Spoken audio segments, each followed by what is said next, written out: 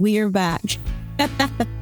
Oh man, I hope you had an awesome day. Welcome back to the table. I'm glad that you're here.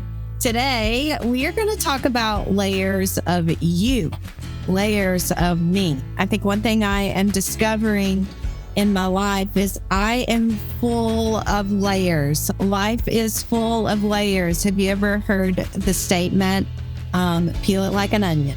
Sometimes life is like an onion and you just peel it one layer at a time. And sometimes it makes your eyes water a little, or it might be a little stinky. But there are just layers to me and to you that I think we need to understand and to be aware of so we can actually have healthy relationships and also take the ground that you need to take for the call that God has on your life.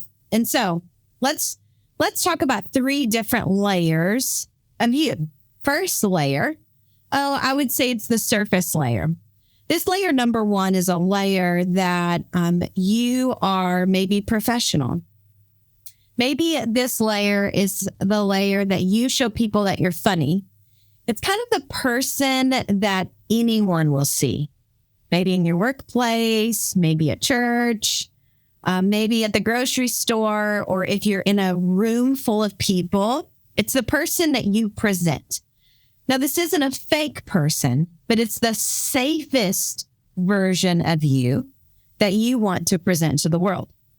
I think the problem with this layer 1 and this safe version of you is in culture today, we look at this safe version, and when we step outside of a screen or from behind a screen or out of isolation and into community of any form or fashion, even if it's just the workplace, we have this false sense of, oh yeah, this is good. We are totally a relationship. I am showing them me. I'm giving the depth of who I am to the people around me. When in reality, it is you, but it's the easiest version of you. You're keeping a lot of you and a lot of layers hidden. If you were to peel that onion, it's that outside layer that's like crispy. The one that holds all the stink in. Okay, that'll preach. So let's talk about layer number 2. Layer number 2 is a layer that oftentimes you hold and carry your anxiety, your fears, your frustrations. Let's say if you had a hard day at work or a hard day with your family or your friends. At this layer of you, you probably have someone in close proximity in your life that you don't mind to air your dirty laundry in this layer. Maybe if you don't have anyone close to you, maybe you do it on social media. Oh, find a person, friend, find a person, get off the social media. But then the second layer, I think too many times we attach the people that we let see us in layer 2 as our quote unquote best friends. And I understand, I get it. It is hard to show people the deep layers of who we are. That is a very vulnerable place.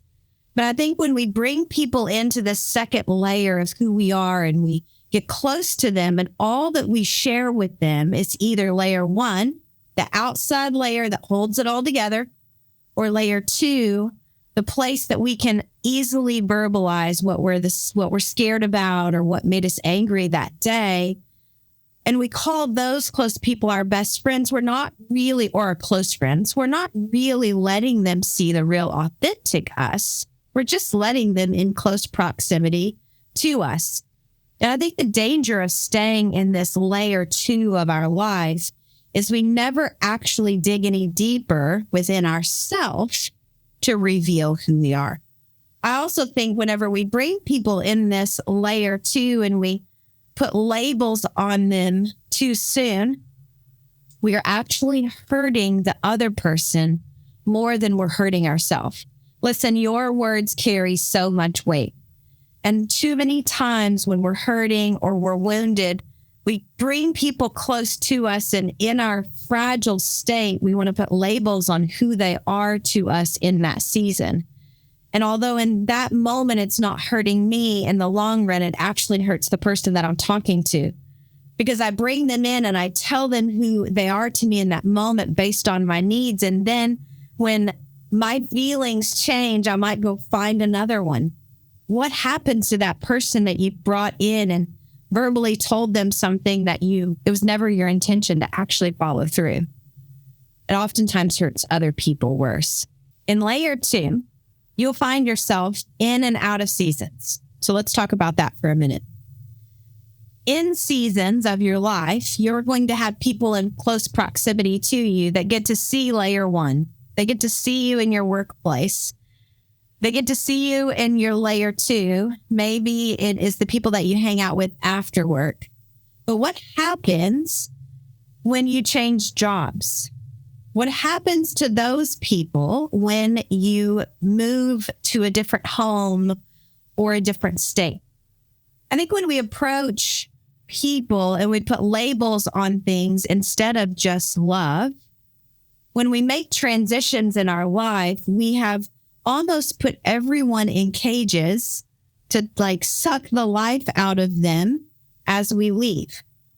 Or maybe as they leave or they're trying to leave, we don't let them leave because we put them in a cage. No, you are my friend for this season. How dare you move on? And so having a seasonal relationship isn't a bad thing. God actually wants us to love all people at all times, and he wants us to be vulnerable, and he wants us to be a testimony for his goodness. And he designed family. He had designed us to be in relationship with people. And so I'm not saying don't have friendships. I'm just saying be careful with what you say to everyone that you come in contact with. That you are going to have different seasons in your life. And if you put labels on things, it's really hard to rip the label off when it's time to transition. Now, you'll have people in your life that are forever friends. You'll have family that you can call and pick right back up where you have left off. You have some friends that as you transition out and that are in the second layer of you, that when you transition to a different state or a different school or a different job, that friendship dissolves. There's nothing wrong with that. That's life. Now, I'm not telling you to be unkind in your transition, but I'm telling you to let people be who God's called them to be. And if you will pursue and keep your love on, as Danny Silk would say, then there is always going to be a win. Okay, let's talk about layer 3. Layer 3 is really this layer where your layer 1, your layer 2, and the depths of who you are all come together in unison. And let me tell you, me personally, layer 3, I would say it's the deepest layer of who I am, is the hardest layer for me to be in unison with. Let me tell you what that means. I have done such a great job in my life of having a layer 1 Natalie and a layer 2 Natalie. And I've done such a great job with being the professional me and the funny friend me and the best friend me that I'm discovering as I start taking ground in my life and as God starts putting people in close proximity to me and my family, that I'm realizing that I actually almost, I would say can't, but I can. I'm having a hard time letting them into the core of who I am. For some of you, it might be like, oh, I don't let people into the core because I'm really scared.